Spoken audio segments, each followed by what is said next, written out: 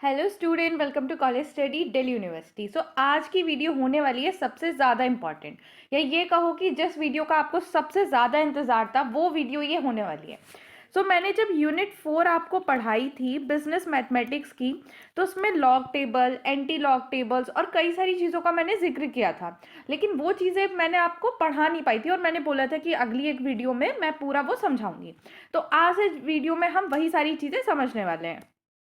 तो अब सबसे पहले हम पढ़ेंगे कि हम लॉग कैसे कैलकुलेट करते हैं। मैं आपको ना 2 डिजिट, 3 डिजिट और 1 डिजिट, पॉइंट वाली डिजिट मतलब डेसिमल वाली डिजिट सारी चीज़ें कैलकुलेट करके एक ही बार में बता दूंगी। ठीक है, बहुत ही ईजी होने वाला है, बस ध्यान से देखना।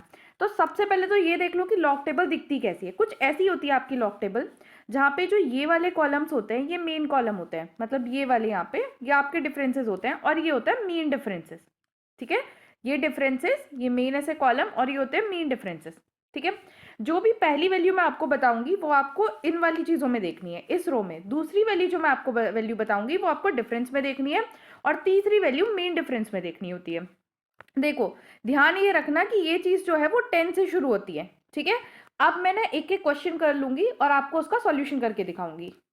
तो देखो, मैंने यहाँ पे 4 डिजिट ली है और मुझे इसका लॉग कैलकुलेट करना है।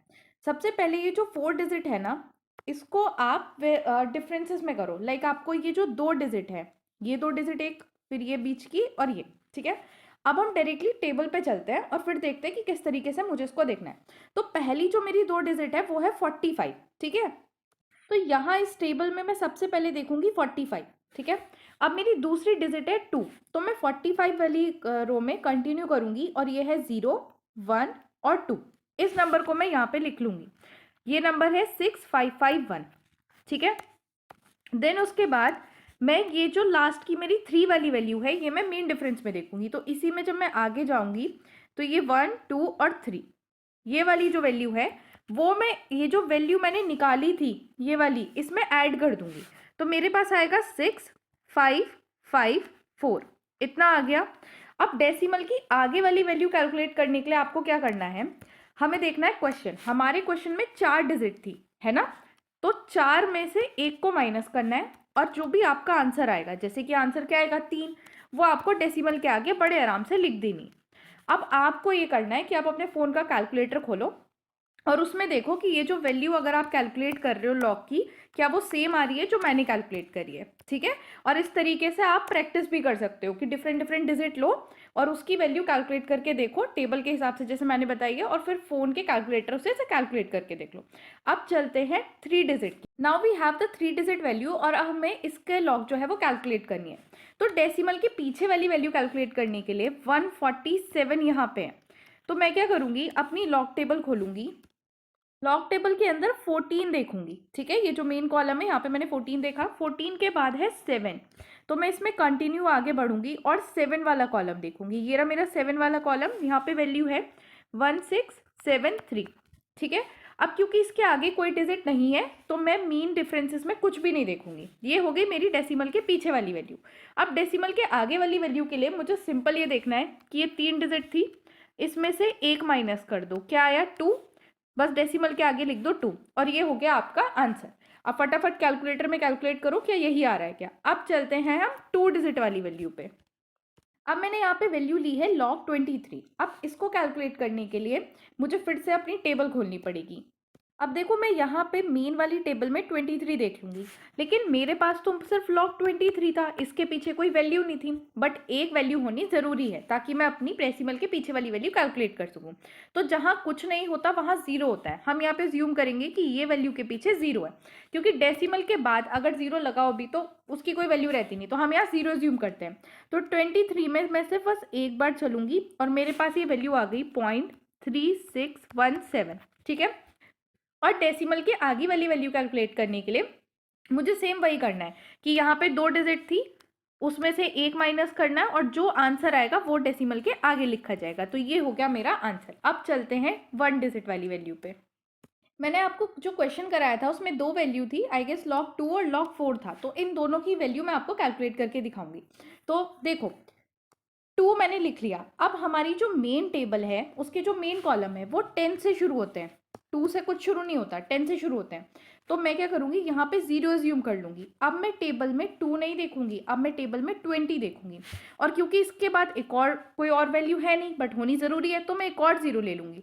तो अब मैं टेबल में 20 मेन में देखूँगी और डिफरेंसेस में 0 देखूँगी। चलो टेबल खोलते हैं। तो देखो यहाँ पे 20 0 पे मेरी वैल्यू है 0.3010, ठीक है। और मैंने क्या बताया था कि डेसिमल के आगे वाली वैल्यू के लिए क्या करते हैं, हम जितनी डिजिट होती है उसमें से एक माइनस करते हैं। अब हम तो निकाल रहे हैं log 2, तो डिजिट कितनी है, एक, उसमें से माइनस करेंगे 1 तो 0 आ जाएगा। तो यही हमारी आंसर होगा। अब अगर मुझे log 4 की निकालनी है तो मैं क्या करूँगी, 40 देखूंगी टेबल में, मेन टेबल में 40, और वो भी 0 पे, मतलब मेरे को ये देखना है। और यहाँ पे मेरी वैल्यू है 0.6021। और क्योंकि मैं log 4 निकाल रही थी तो मेरी 1 डिजिट ही आगे डेसिमल से, मतलब 1 डिजिट ही है और उसमें से 1 माइनस कर देंगे तो 0 ही आएगा। तो यही मेरा हो जाएगा आंसर। अब एक बार देख लेते हैं कि अगर डेसिमल में हमारे पास कोई डिजिट आती है उसका log कैसे निकालते हैं। नाउ मैंने लिया है log 64.75, ठीक है। तो अब ये जो 6475 है ना, इसको टेबल में देखेंगे। कैसे, 64 देखेंगे मेन में, डिफरेंस में देखेंगे 7 और मेन डिफरेंस में देखेंगे 5। चलो अब लॉग टेबल देख। तो देखो जब मैं ये 64 को टेबल में देखूंगी तो यहाँ मेरा 64 है और मैं इसे कंटिन्यूसली अब 7 में देखूंगी तो मेरे पास आएगा 0.8109। अब मैं अपने मीन डिफरेंस में देखूंगी 5, तो जब मैं 5 देखूंगी तो मेरे पास यहाँ से वैल्यू आएगी 3, तो मैं इसे ऐड कर दूंगी और मेरे पास आएगा 0.8112। अब आगे वाली वैल्यू के लिए मेरे को क्या करना है, ध्यान से देखना, ये इंपॉर्टेंट। सो डेसिमल के आगे वाली वैल्यू के लिए मेरा जो क्वेश्चन था 64.75 का लॉग मैं कैलकुलेट कर रही थी। डेसिमल के आगे वाली जो डिजिट है कितनी है, 2, उसमें से एक माइनस करना है और फिर जो उसके बाद माइनस करके वैल्यू आएगी वो मेरी आगे वाली डिजिट हो जाएगी। तो दिस इज माय आंसर। अब हमने पूरा सीख लिया कि किस तरीके से लॉग कैलकुलेट करते हैं। अब देखते हैं कि हम एंटी लॉग कैसे कैलकुलेट करते हैं। तो अब एंटी लॉग की कैलकुलेशन पे चलते हैं। तो देखो ये है तुम्हारी एंटी लॉग टेबल। अब इसमें भी लॉग टेबल की तरह पहले तो ये मेन कॉलम है, फिर ये डिफरेंस है और ये है मीन डिफरेंस। तो अगर मैं आपको कोई भी वैल्यू देती हूँ, मान लो अगर मेरी वैल्यू 2.3245 है, तो डेसिमल के बाद ये जो पहली दो वैल्यू है ये आपको मेन में देखनी है 0.32, उसके बाद फिर जो 4 है ये आपको डिफरेंस में देखना है एंड देन 5 को आपको मीन डिफरेंस में देखना है। तो चलो एक क्वेश्चन पे चलते हैं और फिर देखते हैं कि कैसे इसको कैलकुलेट करेंगे। Now we have a question, calculate antilog of 2.7523। तो सबसे पहले ये जो 7523 है इसको लिखो। इसका जो आगे वाला है वो मैं मेन में देखूंगी, मतलब 0.75 मैं मेन में देखूंगी, देन 2 को मैं डिफरेंस में देखूंगी और 3 को मैं मेन डिफरेंस में देखूंगी। तो चलो फटाफट अब टेबल देखते हैं। देखो यहाँ पे है मेरे पास 0.75, तो यहाँ पे होगा 0, 1 और 2, मतलब ये वाली वैल्यू मैं लिख लूंगी 5, 6, 4, 9। अब मैं जाऊंगी मीन डिफरेंस में और मीन डिफरेंस में देखूंगी 3, तो ये होगा 1, 2 और 3, मतलब इसमें मुझे ऐड करना है 4। तो मेरे पास ये वैल्यू आ जाएगी मेरे पास वैल्यू आ जाएगी 5653। अब ये डेसिमल कहाँ लगाना है, ये बहुत ही इंपॉर्टेंट पॉइंट है, इसे ध्यान रखना। देखो हमारा जो क्वेश्चन था उसमें मेरे पास आगे थी वैल्यू 2, तो आपको क्या करना है, इस 2 में मतलब जो भी डेसिमल के आगे वैल्यू हो उसमें एक ऐड करना है और ऐड करने के बाद जो भी वैल्यू आती है उतने के बाद डेसिमल लगाना है, और वो भी इस साइड से, मतलब इस साइड से आपको, जैसे कि हमारे पास 3 आया था तो मैं यहाँ से गिनूंगी 1, 2 और 3 और यहाँ पे लगा दूंगी अपना डेसिमल। तो मेरा जो फाइनल आंसर होगा वो होगा 565.3, ये मेरा होगा फाइनल आंसर, ठीक है। अब एक और क्वेश्चन करते हैं। Now we have a question to calculate antilog of 1.75। अब इसमें क्या करना है कि देखो मैंने आपको बताया था कि जब भी हमें वैल्यू चाहिए होती है तो डेसिमल के पीछे 4 वैल्यू चाहिए होती है एंटी लॉग कैलकुलेट करने के लिए, ठीक है। 4 ना हो तो एटलीस्ट 3 तो हो ही, 3 के बगैर तो काम चलेगा ही नहीं। तो अब यहाँ पे कोई वैल्यू है नहीं तो मैं यहाँ 0 एज्यूम कर लूँगी। तो इसका मतलब क्या है कि मुझे मेन टेबल में 75 देखना है और वो भी 0 में, और डिफरेंस टेबल में 0 देखना है। तो चलो फिर से हम अपनी टेबल पे चलते हैं। यहाँ पे मेरी मेन टेबल में 75 और वो भी 0 पे, तो यहाँ पे वैल्यू आ रही है 5, 6, 2, 3, और क्योंकि इसके अलावा कुछ है नहीं और हमारा जो मेन डिफरेंस है वो तो 1 से शुरू होता है, तो मैं यहाँ पे डायरेक्टली बस यही वाली वैल्यू लिख लूँगी, दैट इज 5, 6, 2, 3, ठीक है। अब डेसिमल कैसे लगाना है वो देखो। हमारे पास डेसिमल से पहले कितनी वैल्यू है 1, तो 1 में 1 ऐड करेंगे, आ गया 2, तो अब इस साइड से मैं 2 के बाद डेसिमल लगा दूंगी, मतलब 1 और 2, तो मेरा ये हो जाएगा आंसर। आई होप आपको एंटीलॉग क्लियर हो गया होगा। अब चलते हैं कि कैलकुलेटर से चीज़ें कैसे कैलकुलेट करी जाती है। तो देखो इस वीडियो में हम देखेंगे अब आगे कि किस तरीके से हम कैलकुलेटर की हेल्प से कंपाउंड कैलकुलेट कर सकते हैं। कंपाउंडिंग का मैंने फॉर्मूला बताया था 1 + rm⁻t। अब ये कंपाउंडिंग कह लो या फ्यूचर वैल्यू का फॉर्मूला कह लो, वीडियो आपने ऑलरेडी देख रखी है थियोरेटिकल वाली, तो आपको पता ही होगा।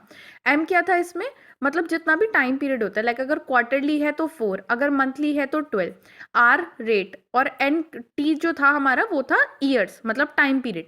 तो मैंने यहाँ पे रेट लिया है 0.06, टाइम लिया है 5। अब कैलकुलेटर की हेल्प से देखते हैं कि इसे कैलकुलेट कैसे करेंगे। तो देखो मैंने यहाँ पे कैलकुलेटर ले लिया है। अब कैलकुलेट करने के लिए सबसे पहले आपको दबाना है 1, फिर प्लस जो भी आपका इंटरेस्ट रेट है वो लिख देना है 0.06, मेरे केस में 0.06 है। दोबारा देखो क्या किया मैंने, 1 लेना है, प्लस करना है जो भी आपका इंटरेस्ट रेट है, ठीक है। फिर मल्टीप्लाई का साइन दबाना है एक बार, और फिर इक्वल्स टू दबाना है, और इक्वल्स टू कितनी बार दबाना है ये देखो, यहाँ पे मेरा टाइम पीरियड क्या है 5 है, तो मुझे एक कम बार इक्वल्स टू दबाना है, मतलब मुझे 4 बार इक्वल्स टू दबाना है, ठीक है। यहाँ पे मैं 1 2 3 और 4। अब ये जो मेरा आंसर आया, अगर मैं इसे यहाँ पे ऐसे कैलकुलेट करूँ 1 + 0.06, ठीक है, और क्योंकि एनुअली कर रही हूँ तो m की कोई ज़रूरत नहीं है, टू द पावर 5, तो इसका जो आंसर मेरा आएगा वो आएगा 1.338, ठीक है, जो कि मेरे कैलकुलेटर में आ गया, ठीक है। एक यहाँ पे एक और एग्जांपल लिया है जहाँ पे रेट मेरा 0.07 है और टाइम पीरियड 7 ईयर है। अब इसको भी कैलकुलेटर में कैलकुलेट करते हैं। तो देखो कैसे करना है। सबसे पहले आपको 1 दबाना है, प्लस दबाना है, अपना इंटरेस्ट रेट लिखना है। मेरा इंटरेस्ट रेट क्या है इस बार 0.07।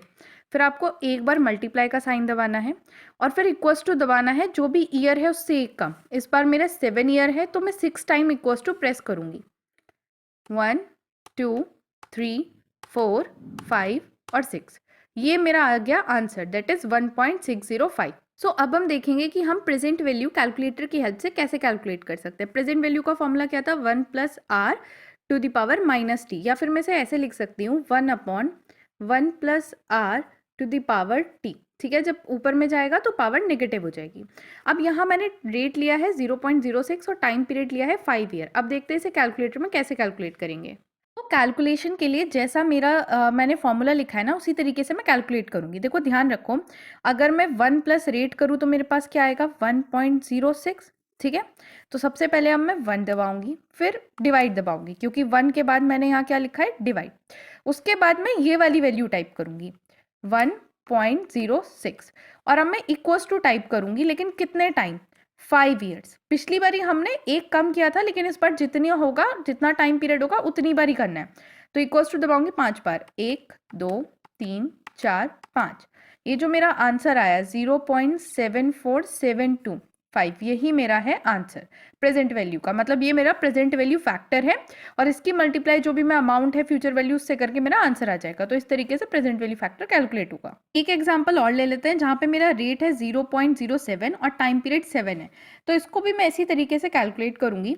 सबसे पहले मैं लिखूंगी 1, फिर डिवाइड, और फिर मेरा जो रेट है 1 प्लस जो भी रेट है 0.07, तो आ जाएगा 1.07। तो मैं यहाँ टाइप कर दूंगी 1.07, और अब मैं इक्वल्स टू दबाऊंगी 7 टाइम, क्योंकि मुझे 7 साल का कैलकुलेट करना है। टाइम पीरियड मेरा 7 ईयर है, तो 1 2 3 4 5 6 7। अब ये जो वैल्यू आई है 0.6227, ये मेरा प्रेजेंट वैल्यू फैक्टर है for r time period 7 year at a interest rate 0.07।